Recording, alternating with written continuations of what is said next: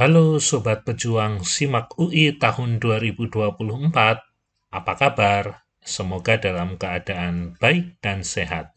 Bertemu kembali dengan saya, Vian Lukas. Hari ini kita akan membahas soal SIMAK UI, mata pelajaran ekonomi, tahun 2010, dengan kode soal 803. Mata pelajaran yang akan kita bahas pada video ini adalah akuntansi. Soalnya adalah sebagai berikut. Saldo akhir debit akan menunjukkan pencatatan yang salah untuk akun di bawah ini. A. Piutang dagang. B. Kas. C. Pendapatan jasa. D. Beban lain-lain. Atau E. Wesel tagih. Yang menjadi pertanyaan adalah saldo akhir debit. Nah, di dalam akuntansi sendiri terdapat 5 akun. Akun yang pertama adalah akun harta. Akun harta ini memiliki saldo akhir atau istilahnya adalah saldo normal di kolom debit. Kemudian yang kedua ada akun utang. Utang memiliki saldo akhir di kolom kredit. Kemudian yang ketiga ada akun modal. Modal memiliki saldo akhir di kolom kredit. Yang keempat adalah akun pendapatan. Pendapatan memiliki saldo akhir di kolom kredit. Yang kelima adalah akun beban. Akun beban memiliki saldo akhir di kolom debit. Nah, mari kita lihat pilihan jawabannya. Piutang dagang termasuk dalam akun harta, sehingga posisinya ada di debit. Berarti ini benar. Kas juga termasuk ke dalam akun harta. Berarti kas ini memiliki saldo normal atau saldo akhir di posisi debit. Yang ketiga, C, pendapatan. Ketika pendapatan bertambah, maka saldo akhirnya atau saldo normalnya ada di kredit. Berarti ini pilihan jawaban yang kita simpan. Yang D, beban lain-lain. Beban itu adalah akun nomor 5. Ketika beban bertambah, posisinya ada di debit. Saldo akhirnya, saldo normalnya. Berarti ini juga benar. Wesel tagih. Wesel tagih itu termasuk ke dalam harta. Ketika harta bertambah, posisinya ada di debit. Atau saldo akhirnya, saldo normalnya ada di debit. Ini juga betul. Nah, berarti untuk jawaban ini yang menunjukkan pencatatan yang salah, yaitu C, pendapatan jasa. Gitu ya, teman-teman. Masih semangat? Kita lanjut ke soal berikutnya. Masih dari SIMAK UI tahun 2010 dengan kode soal 803. Soal mata pelajaran ekonomi. Soalnya adalah sebagai berikut. Peningkatan dalam teknologi produksi akan menggeser A. Kurva penawaran ke kiri. B. Kurva penawaran ke kanan. C. Kurva permintaan ke kiri. D. Kurva permintaan ke kanan. Atau E. Kurva permintaan ke kiri dan menggeser kurva penawaran ke kanan. Mari kita simak dan bahas bersama-sama soal berikut ini. Di soal ini dikatakan peningkatan dalam teknologi produksi. Ada kata kuncinya di sini adalah produksi. Produksi dilakukan oleh produsen.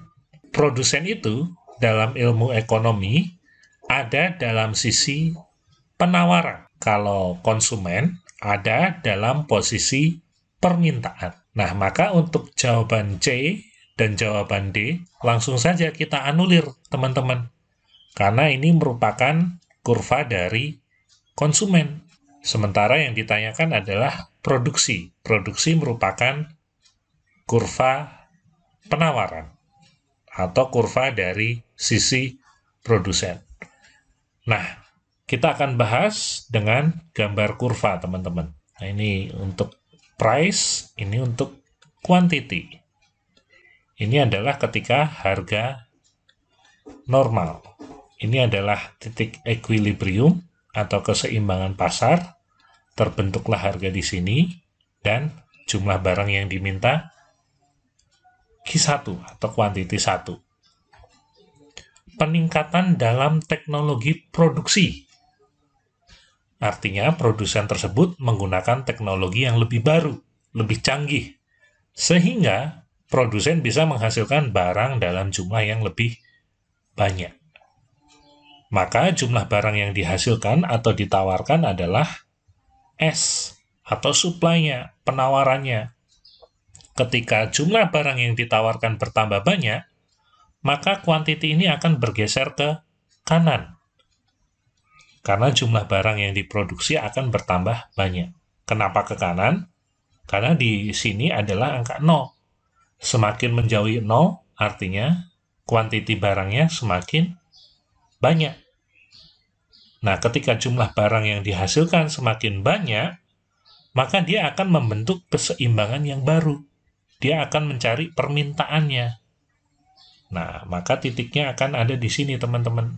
Keseimbangan yang barunya. Nah, ini merupakan kurva penawaran. Nah, tadi penawaran pertama di sini, kemudian teknologi produksi meningkat, sehingga barang yang dihasilkan bertambah banyak, kuantitinya bergeser dari Q1 menuju Q2, dan akan membentuk keseimbangan yang baru. Karena memiliki jumlah penawaran yang baru, yang lebih banyak. Menyebabkan harganya jauh lebih murah karena barang yang dihasilkan jumlahnya lebih banyak. Nah, mari kita lihat pilihan jawabannya. Kurva penawaran bergeser ke kiri. Nah, apakah betul bergeser ke kiri? Bergesernya adalah ke kanan, teman-teman. Ya, kurva penawaran akan bergeser ke kanan. Ya, jawabannya adalah yang B. Kalau yang E bagaimana? Kurva permintaan ke kiri dan menggeser kurva penawaran ke kanan. Nah, ini yang menjadi garis bawah adalah kurva permintaan ke kiri, padahal permintaannya tetap, teman-teman, ya, tidak ke kiri, karena ini memang awalnya tetap di sini. Jadi jawaban yang betul adalah jawaban yang B. Gitu ya, teman-teman, semoga jelas. Kalau ada pertanyaan, silahkan kasih komentar di kolom komentar. Saldo perlengkapan sebelum penyesuaian pada tanggal 31 Desember tahun 2009 adalah sebesar Rp1.000.000. Jika selama bulan Desember, jumlah perlengkapan yang dipakai sebesar Rp250.000, berapakah beban perlengkapan untuk bulan Desember tahun 2009? A. Rp250.000, B. Rp750.000, C. Rp1.000.000, D. Rp1.250.000, E. Tidak dapat dihitung karena tidak ada data fisik perlengkapan per 31 Desember 2009. Mari kita bahas bersama-sama. Awalnya, perlengkapan berjumlah Rp1.000.000 atau senilai Rp1.000.000. Kemudian selama bulan Desember terdapat perlengkapan yang terpakai. Nah, perlengkapan yang terpakai ini sama dengan beban perlengkapan yang terpakai senilai Rp250.000. Sehingga perlengkapan yang tersisa adalah Rp750.000. Yang ditanyakan adalah perlengkapan yang terpakai atau yang menjadi beban, yaitu senilai Rp250.000. Jadi jawaban yang tepat adalah yang A.